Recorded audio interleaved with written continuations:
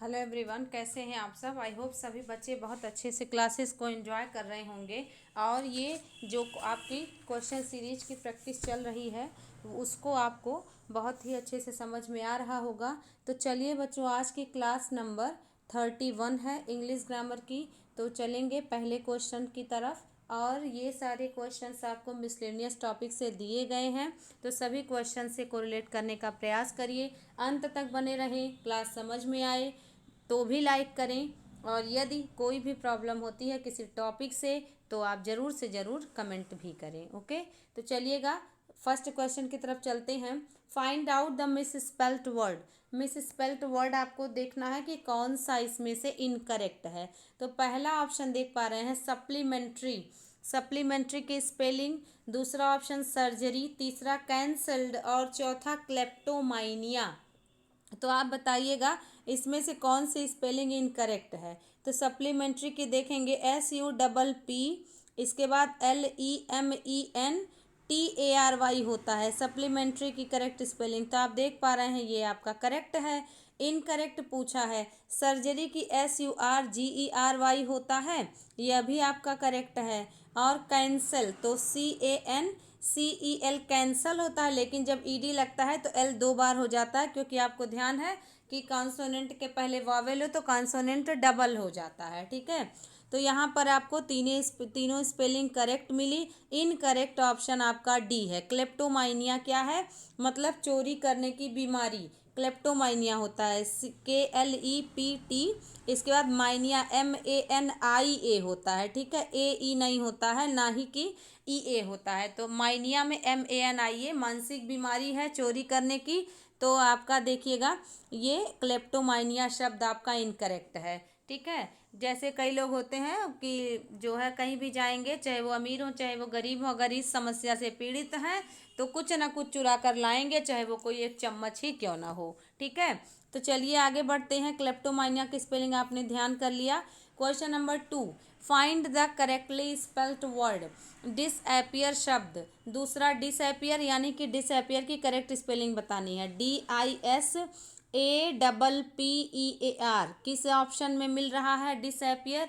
पहले ऑप्शन में नहीं, दूसरे ऑप्शन में एक बार ही पी है, दो नहीं है, तीसरे ऑप्शन में देखिए यही अपना करेक्ट है।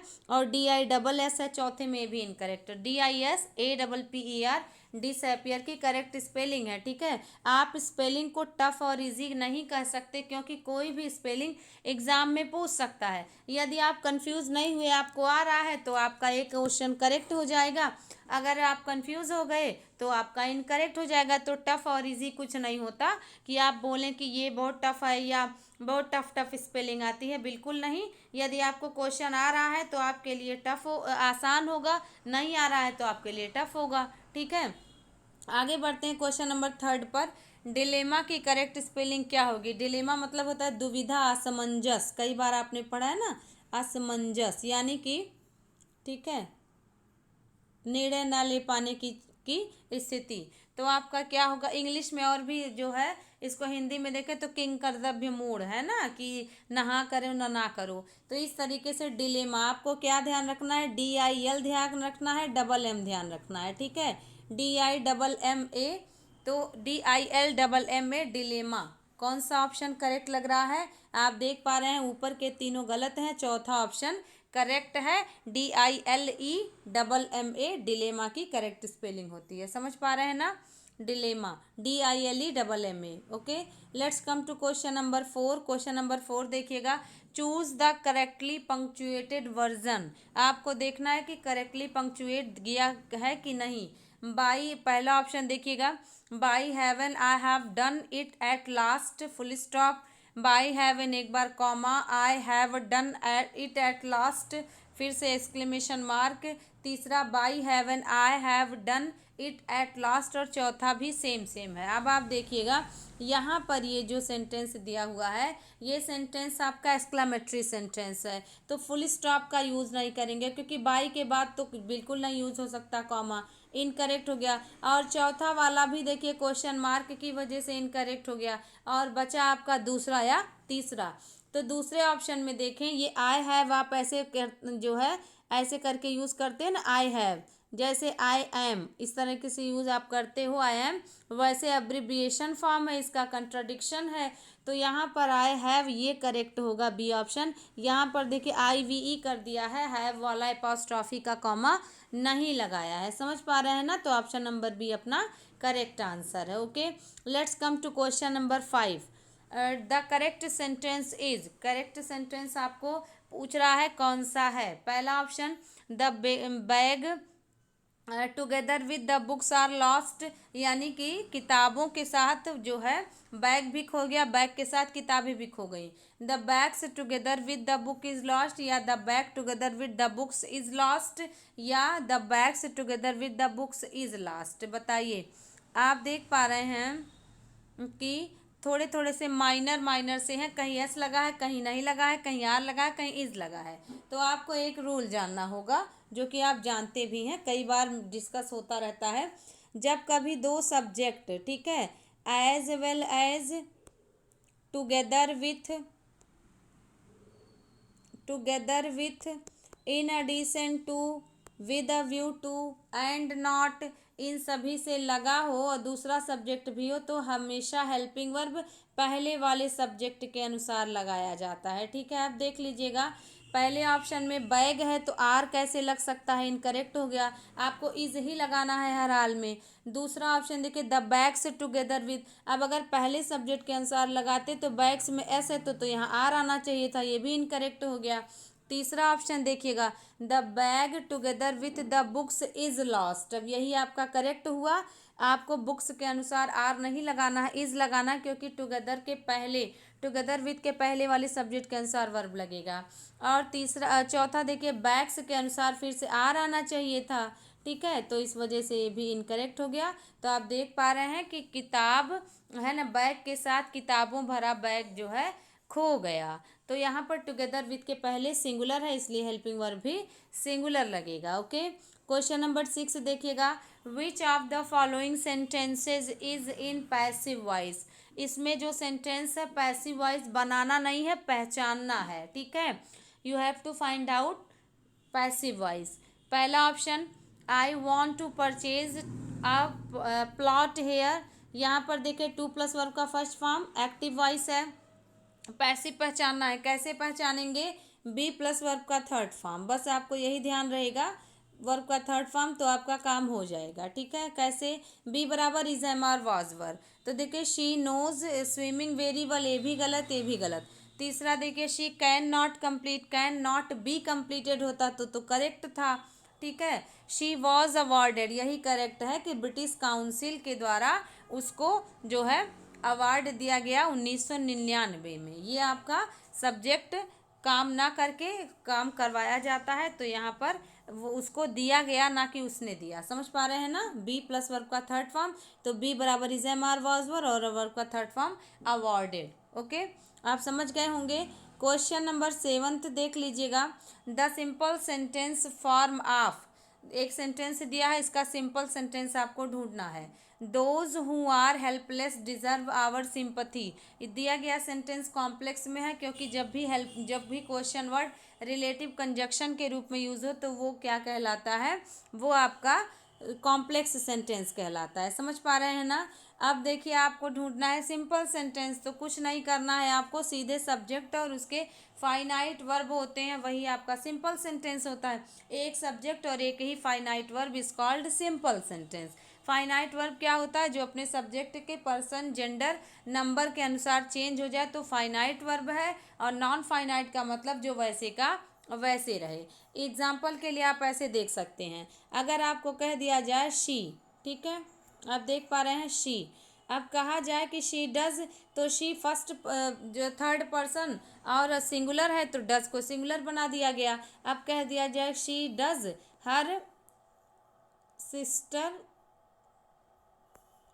शी डज हर सिस्टर, अब बीच में आपको कह दिया जाए गैप, अब इसमें भरना होगा हेल्प, तो आप यहाँ पर देखिए she does not her, does not help, ऐसे करें, she does not help her sister. यहाँ पे आप देख पा रहे हैं डज नॉट है तो हेल्प हुआ, डिड नॉट होता तो हेल्प हो जाता, लेकिन अगर यहाँ पर इज एम आर लगा देते तो आईएनजी हो जाता। और देख लीजिएगा शी गोज कह दें, शी गोज तो आप देखिए गोज है लेकिन वहीं पास्ट होता तो आपका क्या हो जाएगा, वेंट हो जाएगा। आई के साथ यही गो बदल गया तो ये आपके फाइनाइट वर्ब हैं जो चेंज हो जा रहे हैं। ठीक है, जो नहीं चेंज होता है वो आपका नॉन फाइनाइट होता है। अब देखिए दोज हु आर, तो हु आपका कॉम्प्लेक्स फिर से बन गया, नहीं होगा। They are helpless and compound में आता है, ये भी नहीं होगा। The helpless deserve our sympathy, subject उसका फाइनाइट वर्ब और इसका ऑब्जेक्ट, यही आपका आंसर है। फिर से हूँ आ गया तो ये भी गलत हो जाएगा, समझ पा रहे हैं ना। ऑप्शन नंबर सी अपना करेक्ट आंसर है। क्वेश्चन नंबर 8 देखें, change the following sentence into passive voice. Who taught you English, who taught you English को पैसिव वॉइस बनाना पड़ेगा। कौन सा सेंटेंस है, कैसे पहचानेंगे। सब्जेक्ट वर्ब का second form, is am are को स्किप करें क्योंकि जब आपका प्रेजेंट होता है तब इज एम आर आता है। वॉज वर्ब को पकड़ना होगा क्योंकि वह जब पास्ट इंडिफिनिट होता है तो पास्ट कॉन्टिन्यूअस में चला जाता है, तो वॉज या वर्ब ढूंढें। और आपने देखा है कि हूँ बाई हुम में चेंज होता है, तो ये आपका ए ऑप्शन ही करेक्ट आगे मिल गया। बी ऑप्शन इनकरेक्ट है क्योंकि बाई हुम होता है ना कि बाई हूँ अगर यूज़ करते तो बाई लास्ट में ले जाते। समझ पा रहे हैं ना। इसमें डबल ऑब्जेक्ट है, इनडायरेक्ट ऑब्जेक्ट, डायरेक्ट ऑब्जेक्ट। ये डायरेक्ट ऑब्जेक्ट है और यू इनडायरेक्ट ऑब्जेक्ट है। Okay, let's come to question number 9, measures taken to please the people. तो यहाँ पर इसको क्या कहेंगे, बहुत ज़्यादा लोग जो है किसी के बीच में, बहुत ज़्यादा लोगों के द्वारा कोई व्यक्ति क्या हो जाए, खुश माना जाए, खुश किया जाए तो क्या कहलाता है, पेनीलेस कहलाता है। पेनीलेस मतलब क्या होता है, गरीब निर्धन। ओके, पेनीलेस तो नहीं होगा। सेंसिबल मतलब होता है समझदार, ठीक ना, और सच्चा विवेकी। आर्टफुल मतलब निपुण या कपटी या धूर्त। तो पॉपुलर मतलब आप जानते हो लोकप्रिय। ठीक है, तो इसका आंसर ये हो जाएगा। वन वर्ड सब्स्टिट्यूशन है तो बहुत आसान बट एग्जाम में पूछा गया है। ठीक है, पेनीलेस, सेंसिबल, पॉपुलर, आर्टफुल, तो जिसमें से लोकप्रिय बहुत से लोगों के बीच में कोई व्यक्ति खुशमिजाज इंसान की तरह रिप्रेजेंट हो। ठीक है, आगे बढ़ जाइएगा। Question number 10, figure with many angles और sides is called hexagon, octagon, polygon, pentagon. बताइए, मैथमेटिक्स में आपने पढ़ा है ना, बहुभुज, षष्ठभुज, अष्टभुज और आपका पंचभुज, वही वाला है। ठीक है, तो बहुभुज आप जानते हैं, पॉली मतलब होता है बहुत, पॉलीएंड्री, पॉलीग्रेमी, पॉलीग्लॉट, है ना। तो पॉलीगॉन मतलब बहुभुज। हेक्सागन मतलब क्या होगा, हेक्सागन मतलब होता है षष्ठभुज। ठीक है, हेक्सा मतलब 6 होता है, पेंटा माने 5 होता है, पंचभुज, ऑक्टा माने 8 होता है, अष्टभुज। ठीक है, समझ पा रहे हैं ना। तो चलिएगा आगे बढ़ जाए क्वेश्चन नंबर 10 पर, 11 पर। He gave me a 10 rupees note. अब देखिए ये जो अंडरलाइन वर्ड है ये चेंज करना है, तो 10 रुपीज़ को हटाना पड़ेगा। हटाना पड़ेगा तो बताएं, 10 रुपी होगा, हाइपन का मार्क्स है कि 10 रुपीज़ होगा, कि बोथ करेक्ट है कि नन ऑफ द अबव है, बताएं फटाफट। ध्यान रखें फ्रेंड्स, जब कोई प्लूरल नंबर हो उसके पहले कोई ऐसा मतलब जो है अनकाउंटेबल नाउन की तरह यूज़ किया जाए, तो अगर हाइफन लग जाए, ठीक है, तो जो वर्ड होता है वो सिंगुलर बन जाता है, रूपी होगा। लेकिन अगर हाइफन ना होता तो 10 रुपीज़ सही था। समझ पा रहे हैं ना। बहुत से बच्चे रुपीज़ को कर रहे होंगे, लेकिन ध्यान रखिएगा ये जो हाइफन लगा है यही ना लगा होता तो 10 रुपीज़ करेक्ट था, लेकिन हाइफन लगने की वजह से रुपीज़ को सिंगुलर मान लेते हैं, तथा ए आ भी रहा है, एक 10 रुपए का नोट। समझ पा रहे हैं ना, हाइफन ना लगा होता तो एस सही था, हाइफन का मार्क्स लगने से वो हमेशा सिंगुलर दोनों रहता है। ठीक है, इसको लर्न कर लें, एग्जाम में पूछता है बार बार, तो ए ऑप्शन अपना करेक्ट आंसर हो जाएगा। ठीक है, 10 रुपी नोट ना कि रुपीज़ नोट, क्योंकि ये जो हाइफन का मार्क्स है वही इसको हटा देगा। ओके, क्वेश्चन नंबर 12 देख लें। The cattles are grazing in the field. Cattles are को अंडरलाइन किया हुआ है, आपको बताना पड़ेगा कि ये जो कैटल्स आर है क्या ये सही है या नहीं सही है। यदि सही है तो आप नो इम्प्रूवमेंट लगा दें, यदि गलत है तो इसको चेंज करें। ठीक है, बताइएगा। कैटल्स आर, तो ध्यान रखना होगा मित्रों कि यहाँ पर देखिए कैटल्स आर कुछ ऐसे शब्द होते हैं जिसमें एस नहीं लगता, जैसा कि लास्ट डे हम लोग डिस्कस किए थे। वो क्या था, जैसे पोल्ट्री, पीपल, है ना, पोएट्री, इन्फेंट्री, कैवेलरी, कैटल, कुछ ऐसे शब्द हैं जिनके साथ एस नहीं लगता है, लेकिन हेल्पिंग वर्ब प्लूरल लगता है। शिप हो गया SHEEP, उसके साथ भी नहीं लगता है। शिप्स आर ना जो है गलत है, शिप आर होगा। अगर आपको करना हो प्लूरल तो आर लगा दो, सिंगुलर है तो इज लगा दो, लेकिन कैटल्स के साथ हमेशा प्लूरल यूज होता है। ठीक है, तो अब देखिए कैटल्स का एस नहीं लगेगा, गलत हो गया। किसमें कैटल आर है, बी ऑप्शन में कैटल आर है। समझ पा रहे हैं ना, कैटल आर, ना कि कैटल्स आर या कैटल इज, दोनों गलत हो जाएगा। और एग्जाम में दोनों पूछता है बच्चों को कंफ्यूज करने के लिए। कैटल मतलब मवेशी, दूध देने वाले पशु, जानवर। ठीक है, आप कहेंगे इसको कैटल आर। क्वेश्चन नंबर 13 देखिएगा, that is it's name.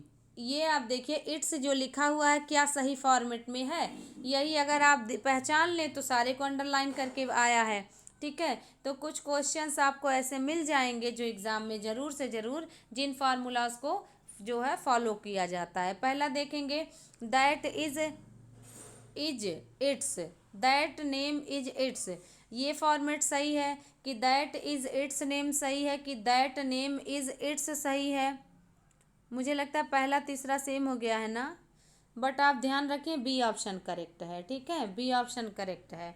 B option में ये जो इट्स है ना, ये इट्स आपका पोजेसिव केस है, ना कि आप जो है एपॉस्ट्रॉफी। अगर इस तरह से लिखा रहे दोस्तों, ध्यान रखिएगा, इट्स तो इसका मतलब इट इज़ होता है। ठीक है, दैट्स दैट इज, लेकिन अगर ऐसे लिखा रहे तो इसकी मीनिंग होती है इसका उसका, ये पॉजेसिव केस है, तो उसका इसका ही तो निकल रहा है। तो आपका ये सही है बी ऑप्शन, ए और सी बिल्कुल नहीं सही है। ठीक ना, समझ पा रहे हैं ना।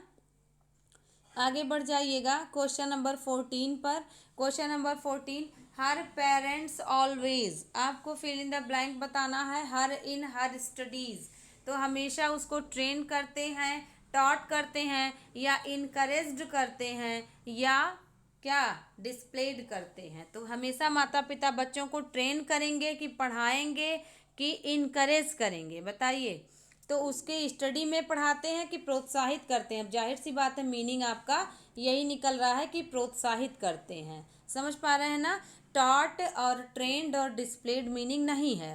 हर पेरेंट्स ऑलवेज इनकरेज्ड हर, मतलब उसको हमेशा से प्रोत्साहित किए उनके उसके स्टडी में। समझ पाए ना। चलिए क्वेश्चन नंबर 15, ध्यान रखिए दोस्तों, एग्जैक्ट मीनिंग के भी क्वेश्चंस आते हैं कि एग्जैक्ट अप्रोप्रिएट वर्ड क्या है। क्लोज टेस्ट वगैरह में भी ऐसे क्वेश्चन पूछता है। ठीक है, कि 4 ऑप्शन में कौन सा सही होगा, तो आपको बताना पड़ता है, आपको सुटेबल मीनिंग बतानी है कि सुटेबल वर्ड कौन सा बैठ रहा है। I am dash of winning the competition, तो डिक्लाइंड यानी पतन, कॉन्फिडेंट के साथ ऑफ लगता ही है, विन ऑफ, टारगेट ऑफ, बताइए। तो यहाँ पर क्या है, कॉन्फिडेंट ऑफ, यही होगा ना कि मैं जो है आश्वस्त हूँ, मतलब आत्मविश्वास से भरा हूँ कि कंपटीशन में जीत जाऊँगा। कॉन्फिडेंस के साथ ऑफ लगता है। ओके, फिक्स प्रीपोजिशन भी मान लीजिए आप, और अप्रोप्रिएट वर्ड भी जान लीजिए। क्वेश्चन नंबर 16 देख लें, हिना वेंट, हिम, और हिम के आगे हिम के पीछे फिल इन द ब्लैंक है बेडरूम, तो with him in bedroom, at him into bedroom, from him into bedroom, या विथ हिम इनटू बेडरूम, कौन सा सुटेबल बैठ रहा है बताइए। Hina went with him into the bedroom, motion भी तो हुआ भाई, तो यहाँ पर क्या करोगे, with him into the bedroom. समझ पा रहे हैं ना, पर्सन हो तो हमेशा विथ लगता है। अब आप देखिए बी और सी बिल्कुल नहीं हो सकता, ए और डी में आप कंफ्यूज थे, तो मोशन है इसलिए इनटू लगेगा। ओके, चलिएगा क्वेश्चन नंबर 17 देख लें, the shepherd was looking after the, look after means होता है देखभाल करना, ख्याल रखना। अब कह रहा है कि ऑफ के पहले तो शीप, शीप क्या है, तो शीप मतलब भेड़ होता है, इसके साथ कौन सा कलेक्टिव नाउन यूज होगा बताइए। गैंग ऑफ शिप होता है, फ्लीट ऑफ शिप होता है, फॉक ऑफ शिप होता है, या स्वार्म ऑफ शिप होता है। Which option will be right answer, option number 17। बताइए। गैंग ऑफ रॉबर्स होता है फ्रेंड्स, ध्यान रखिएगा, गैंग ऑफ रॉबर्स होता है। और फ्लीट ऑफ शिप होता है। कौन सा शिप भाई? जहाज वाला शिप, जहाज़ों का बेड़ा होता है।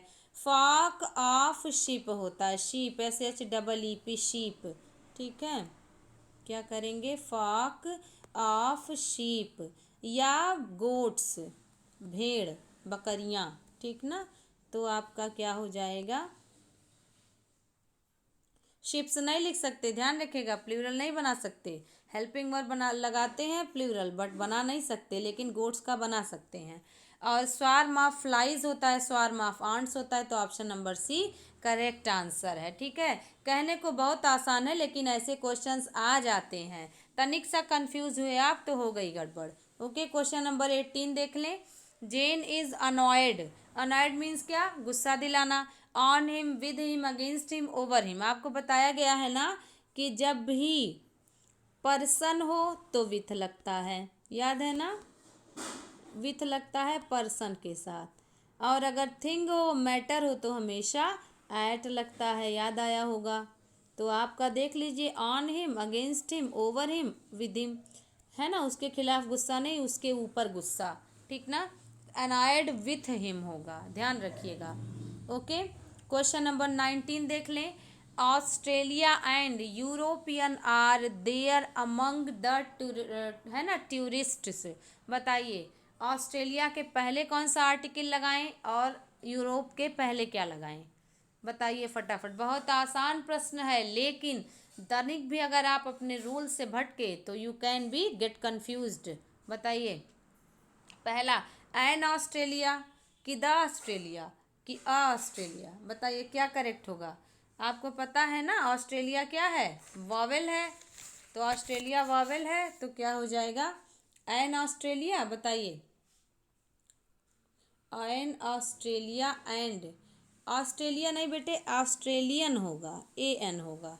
ठीक है, ऑस्ट्रेलिया, तो an Australian and European there among the tourist, यानी ऑस्ट्रेलियन और यूरोपियन दोनों लोग हैं। तो एन ऑस्ट्रेलियन में एक ऑस्ट्रेलियन और एक यूरोपियन। अब देखिए, यू आप पढ़ रहे हो ना, तो जब भी लिखा भले हो वावेल, उच्चारण कॉन्सोनेंट का हो तो ए लगता है। एन ऑस्ट्रेलियन और ए यूरोपियन। ठीक ना, आपको पता ना, जैसे यूनिवर्सिटी, यूनिक, इस तरीके से कुछ है, यूरोप, यूरोपियन, तो ए लगता है, भले ही यू आपका वावेल दिख रहा हो। यू विल हैव टू, कह सकते हैं कि आपको ध्यान किस पे लगाना पड़ेगा? यूनिवर्सिटी के उच्चारण पर। ओके, ना कि आप ध्यान करिएगा वावेल पर। ओके, चलेंगे क्वेश्चन नंबर, तो इसका कौन सा करेक्ट है भाई? Question number C. Okay, question number C नहीं, option number C. Question number 20 देखिए। द बस, उसके बाद कह रहा है कि 50 पैसेंजर्स फेल। अब क्या हो जाएगा? मोशन, ध्यान रखिए, गिर गए नदी में, क्या होगा? सीधे सीधे इस सब को भूल जाएं, मोशन ध्यान करें। इनटू डी, मतलब एक बस 50 पैसेंजर्स के साथ क्या हो गई? नदी में गिर गई। ओके, क्वेश्चन नंबर 21 देखिए। I want me the truth, क्या हो जाएगा? To tell me the truth, या तुम, मतलब मैं मुझको सच बताना चाहता हूँ, या you, I want you at once tell, at once मतलब होता है तुरंत, ध्यान रखिएगा। और that you tell, I want that you tell me the truth, मैं चाहता हूँ कि तुम मुझे सच्चाई बताओ, या I want you to tell the truth. इसको ध्यान रखिएगा, वॉन्ट के साथ ऐसे ध्यान करें, वॉन्ट के साथ अगर वर्ब है तो टू लगता है, I want to help you, verb का फर्स्ट फॉर्म।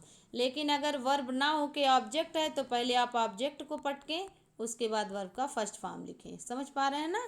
तो I want object to plus verb का फर्स्ट फॉर्म। तो अब कौन सा करेक्ट हो रहा है? वॉन्ट के साथ ये सब गलत है, दैट भी गलत है। You to tell me the truth, I want you to tell me the truth. Okay, मैं चाहता हूँ कि तुम मुझे सच बताओ। Question number 21। क्वेश्चन नंबर 22 देखिए, she spent amount of money she had, जितना भी पैसा था उसके पास सब कुछ खर्च हो गया। Little amount, much amount, the few या द लिटिल, बताइए। काफ़ी अमाउंट था उसने खर्च कर दिया, या लिटिल कि द फ्यू कि द लिटिल, बताइए क्या होगा। याद रखिए काफ़ी अमाउंट जो भी उसके पास था नहीं, जो कुछ भी था। लिटिल अमाउंट जितना भी था, लिटिल अमाउंट वो सब खर्च हो गया। मच अमाउंट कहें मेरे पास ज़्यादा पैसा था खर्च हो गया, तो शी हैड की वजह से जो कुछ भी था वो खर्च हो गया, तो द लिटिल मनी होता है ना, इसलिए आपका 22 का डी करेक्ट ऑप्शन है। लिटिल मतलब ना के बराबर, मच मतलब काफ़ी पैसा, और द फ्यू तो हो ही नहीं सकता मनी के साथ यूज, तो यहाँ पर आपका she spent much amount of money she had, या द लिटिल मनी जो भी पैसा उसके पास था, तो जो भी पैसा था, इसलिए आपका द लिटिल करेक्ट होगा। ओके, आगे बढ़ जाएंगे क्वेश्चन नंबर 23 पर। ईच वन ऑफ यू, इसके बाद A slash must make their mind, इसमें एरर कहाँ पे आपको मिल रहा है। पहला ईच वन ऑफ यू मिल रहा है ना, तो ईच वन ऑफ यू को आप ध्यान करिएगा कि जब भी ईच एवरी होता है तो यहाँ पे देयर का प्रयोग ना करके, जेंडर का अगर ना जिक्र हो तो हिज का प्रयोग करते हैं। ईच एवरी आइदर नाइदर इसको सिंगुलर माना जाता है, इसलिए इसका पोजेसिव प्रोनाउन हमेशा थर्ड पर्सन लगता है, सिंगुलर लगता है। ओके, आगे बढ़ जाएंगे क्वेश्चन नंबर 24 पर। 24 question, I have been working in this organisation since 3 years, बताइए। नो एरर कर दिया जाए कि कुछ आपने ढूंढ निकाला, बच्चे ढूंढने निकल पड़े होंगे, ठीक है। कई सारे बच्चे पकड़ भी रहे होंगे, कई सारे बच्चे भूल जा रहे होंगे, नहीं सही है। I have been working in this organisation since 3 years, बताइए पकड़ लिए हैं कि नहीं पकड़े हैं, बताइए, आंसर करें फटाफट। देखिए बच्चों, 3 years है, फॉर लगेगा, क्यों, क्योंकि अनकाउंट वो क्या कह सकते हैं, पीरियड ऑफ टाइम है, और पॉइंट ऑफ टाइम नहीं है। 3 साल, अब 3 साल मतलब कौन सा 3 साल आप नहीं ना बता सकते, लेकिन अगर 2010 कर देता तो आप 2010 से सिंस लगा सकते थे, लेकिन 3 साल, अब 3 साल कौन सा 3 साल। मैं कहूँ मैं आपको आधे घंटे से पढ़ा रही हूँ तो फिक्स टाइम नहीं है, 2 घंटे से बता रही हूँ नहीं फिक्स टाइम, लेकिन अगर मैं कह दूँ कि मैं 7 बजे से पढ़ा रही हूँ तो सिंस यूज होगा, ठीक है। बी ऑप्शन करेक्ट होगा। ओके, आगे बढ़ जाइएगा। बी ऑप्शन नहीं, सिंस वाले में है ना सी ऑप्शन, सी करेक्ट होगा। ओके, क्वेश्चन नंबर 25 देख लें। Question number 25, there are no room for you in this compartment, there are no room, hint मिल गया। नो रूम सिंगुलर है तो आर कैसे यूज होगा, इज का यूज होगा, ठीक ना। तो मुझे लगता है आपको ये 25 क्वेश्चंस बहुत अच्छे से समझ में आया होगा। तो प्लीज़ फटाफट अपने स्कोर बताएं, कितना आपने जो है स्कोर गेन किया, कितने आपके गलत हुए, जो गलत हुए उसमें क्या आपने सुधार, क्या नया सीखा, क्लासेस कैसे लगी, कैसे क्वेश्चंस आपको लगे, ज़रूर से ज़रूर बताएं। और आपने बहुत धैर्य से सुना, थैंक्स अलॉट। लाइक और शेयर तो फटाफट कर दें, थैंक्स अलॉट।